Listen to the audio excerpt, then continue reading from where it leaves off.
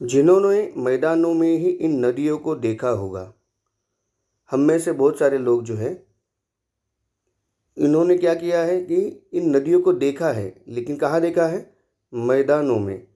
मतलब पर्वत से उतर कर जब वो मैदानों में बहने लगती है, तब हमने उसे देखा होगा। तो उनके ख्याल में शायद ही यह बात आ सके कि बूढ़े हिमालय की गोद में बच्चियां बनकर ये कैसे खेला करती है। मतलब नदियों का यह रूप जो है, जो मैदानों में, समतल मैदानों में ये नदियाँ बहती है तो बहुत बड़ा विशाल रूप रहता है उनका, बहुत पानी रहता है उसमें। और वो पानी जो है वो शांत स्वरूप से ऐसे बहता है। लेकिन वो कहते हैं कि जिसने मैदानों में देखा है नदियों को, तो वह पर्वतों में कैसी होगी उस बारे में सोच ही नहीं सकता। क्यों? कि वो कह रहे हैं कि शायद ही उसको ये बात उसके दिमाग में आ सके कि बूढ़े हिमालय की गोद में ये जो बच्चियां बनकर, ये नदियां जो है वो छोटी छोटी बनकर कैसे खेला करती हैं। माँ बाप की गोद में नंग धड़ंग होकर खेलने वाली इन बालिकाओं का रूप पहाड़ी आदमियों के लिए आकर्षक भले न हो, लेकिन मुझे तो ऐसा लुभावना प्रतीत हुआ वह रूप कि हिमालय को ससुर और समुद्र को उसका दामाद कहने में भी झिझक नहीं होती।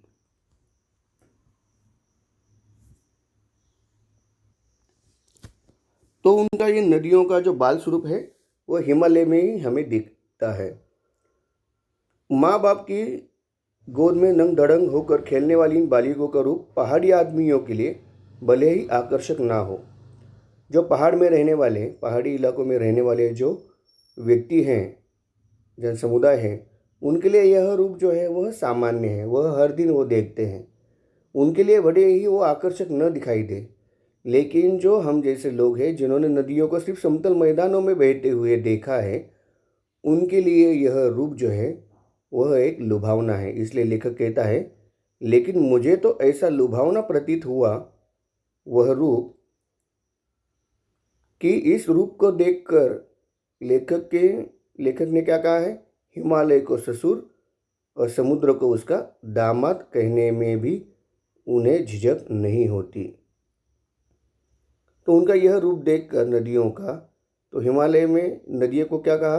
तो नदी हिमालय की बच्चियाँ कहा। और वही नदियाँ जो है बड़ी होकर, उनका प्रवाह बड़ा होकर आगे जाते हुए समुद्र को जाके मिलता है। तो नदियों के क्या हो गए? समुद्र जो हो गया वो पति हो गया। तो इस तरह समुद्र के लिए हिमालय हो गया ससुर और हिमालय के समुद्र हो गया दामाद। इस तरह इस परिच्छेद में नदियों का स्वरूप जो है वो वर्णन किया है। वो बच्चियाँ जो हैं, नदियाँ जो है वो छोटे स्वरूप में यदि होती है हिमालय में, वो कैसे रहती है और आगे जाकर सागर को किस तरह मिलती हैं। कालिदास के विरही यक्ष ने अपने मेघदूत से कहा था। देखो, हम में से बहुत सारे बच्चों ने कालिदास जी का नाम सुना होगा। कालिदास जी जो है एक संस्कृत के बहुत ही बड़े महान कवि रहे हैं और उन्होंने मेघदूत नाम का एक ग्रंथ लिखा है, जिसमें मेघ माने बादल को अपना दूत माने मैसेंजर, जिसे हम कहते हैं संदेश लेने जाने वाला दूत जैसे होता है राजा का, वैसे ही उस मेघ को, उस बादल को उन्होंने दूत के स्वरूप में माना है। तो कहते हैं कि कालिदास के विरही यक्ष ने अपने मेघदूत से कहा था, वेत्रवती माने अभी जिसे बेतवा नदी कहा जाता है को प्रेम का प्रतिदान देते जाना। तुम्हारी वह प्रेयसी तुम्हें पाकर अवश्य ही प्रसन्न होगी। यह बात इन चंचल नदियों को देखकर मुझे अचानक याद आ गई और सोचा कि शायद उस महाकवि को भी नदियों का यह सचेतन रूप पसंद था। दरअसल जो भी कोई नदियों को पहाड़ी और घाटियों और समतल आंगनों में या मैदानों में जुदा जुदा शक्लों में देखेगा तो वह इसी नतीजे पर पहुँचेगा। ठीक। अभी ये जो परिच्छेद है, यह परिच्छेद समझने के लिए आपको कालिदास जो है उनका जो ग्रंथ जो है मेघदूत, उसके बारे में मैं आपको थोड़ा सा बताता हूँ। कालिदास जो है, कालिदास ने लिखा था मेघदूत। ये मेघदूत जो ग्रंथ है उसमें एक यक्ष होता है।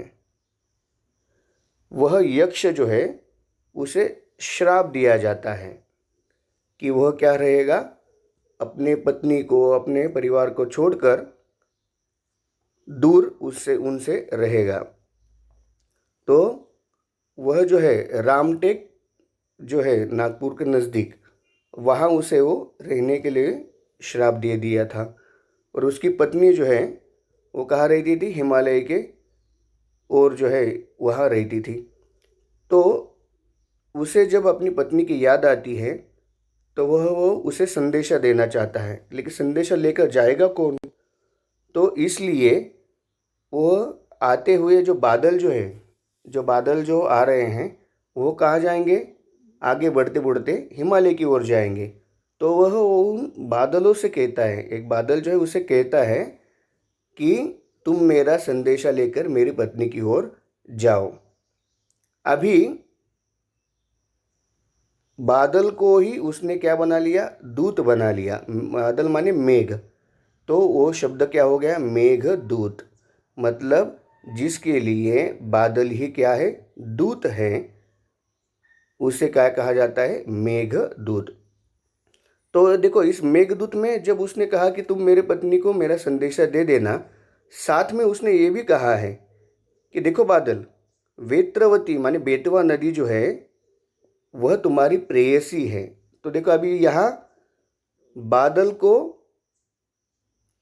प्रियकर के रूप में और वो जो वेत्रवती नदी है उसे प्रेयसी के रूप में माना गया है। तो तुम मेरा संदेशा लेकर तो जाओगे ही, लेकिन साथ में क्या करना, अपने प्रेम का प्रतिदान देते जाना। किसे, वेत्रवती या बेतवा नदी को। वह भी तुम्हारी प्रेयसी है, उसे भी तुम क्या करो, अपना प्रेम देते जाना।